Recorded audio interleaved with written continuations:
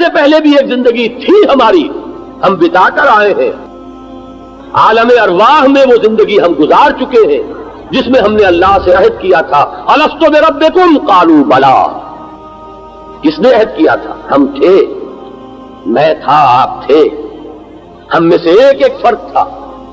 حضرت آدم بھی تھے اور حضرت ابراہیم بھی تھے اور حضرت محمد بھی تھے صلی اللہ علیہ وسلم علیہ الصلوۃ والسلام، اور وہ انسان بھی تھا جو تا قیام قیامت اس دنیا میں پیدا ہوگا۔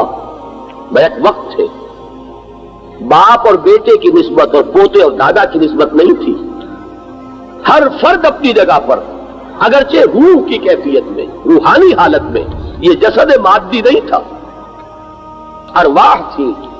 الستو بربکم قالوا بلا۔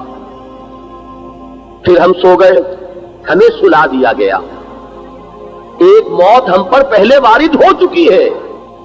آپ اندازہ تو کریں، ان حقائق پر غور کرنے سے کس قدر وسعت ہے۔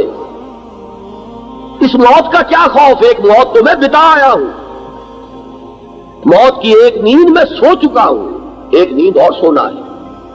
نہ اس موت نے مجھے معدوم کر دیا تھا، نہ یہ موت مجھے معدوم کر سکے گی۔ یہ ہے وہ انداز جس میں کہ پھر کہتے ہیں مولانا روم، پس 76 سم کے ز مردن کم شوم، مجھے کیا اندیشہ ہے کہ مرنے سے میرے اندر کوئی کمی آ جائے گی؟ موت میرا کچھ نہیں بگاڑ سکتی، میں تو ایک موت سے تو گزر آیا ہوں۔ ربنا امتنا سنتین واحییتنا سنتین فاعترفنا بذنوبنا فهل الی خروج من سبیل۔ جہنم میں اہل جہنم یہ فریاد کریں گے، پروردگار تو نے ہمیں 2 مرتبہ مارا، 2 مرتبہ جلایا، اب ہم نے اپنے گناہوں کا اعتراف کر لیا، تو یہاں سے نکلنے کا بھی کوئی راستہ ہے کہ نہیں؟ 2 موتیں، ایک وسعت تو ذرا تصور تو کیجئے، میں ازل میں تھا، ازل کسے کہتے ہیں؟ عہد الست جب ہوا ہے، کوئی تصور ہے اس کا؟ میں تھا، آپ تھے، ہم نے اللہ سے عہد کیا، پھر یہاں آیا، یہاں سے پھر عالم آخرت کو انتقال ہوگا، اور وہ عالم آخرہ ابد الآباد تک ہے، خالدین فیہا ابدا۔ زمین و آسمان کا فرق ہے، کہاں یہ 50 60 70 سال، اور کہاں وہاں سے وہاں تک انا للہ و انا الیہ راجعون۔ دوسری ڈائمنشن کیا ہے ہماری فکر کی وسعت کی؟ اس دنیا میں بھی جو کچھ ہو رہا ہے اس کا ایک ظاہر ہے، ایک باطن ہے۔ ظاہر میں کسی شخص نے پتھر اٹھا کر کسی کو مارا، وہ لگ گیا، وہ یہ سمجھے گا اس نے مارا۔ باطن میں بغیر اذن رب نہیں لگا، اس میں مشیت خداوندی بھی شامل ہے، اذن رب بھی شامل ہے اس میں۔ جو کچھ ہو رہا ہے الٹپ نہیں ہو رہا، کسی اور کے کیے مجرد نہیں ہو سکے گا جب تک کہ اذن رب نہ ہو۔ یہ پتھر اگر لگا، لگانے والے نے، اٹھانے والے نے، مارنے والے نے جو کمائی کی اپنے لیے، لیکن جسے لگا ہے اسے یہ معلوم ہو جائے کہ مجھے یہ لگا ہے اذن رب سے۔ سوچ میں زمین و آسمان کا فرق واقع ہے۔ ایک انسان ایک محنت کر رہا ہے، کوشش کر رہا ہے، نتیجہ نہیں نکلا، کیا ہوگا؟ سخت صدمہ، سخت رنج، محنت ضائع ہو گئی، وقت اکارت گیا، اتنا سرمایہ لگا وہ ضائع ہوا۔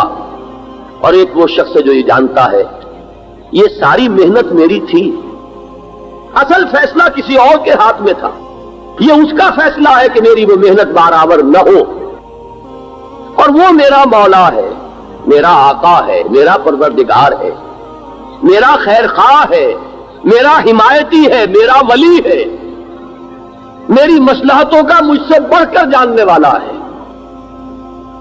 لہذا جو اس کا فیصلہ ہے اس پر راضی رہنا یہ ایمان کا نتیجہ نکلے گا، اور ایمان نہیں ہے تو پیچ و تاب کھائے گا انسان۔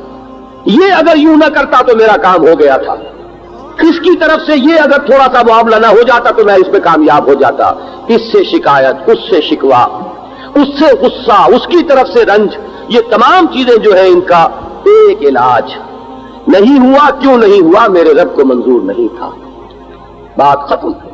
ما شاء اللہ کان وما لم یشاء لم یکن، جو اللہ نے چاہا وہ ہوا، اور جو اللہ نے نہیں چاہا وہ نہیں ہوا۔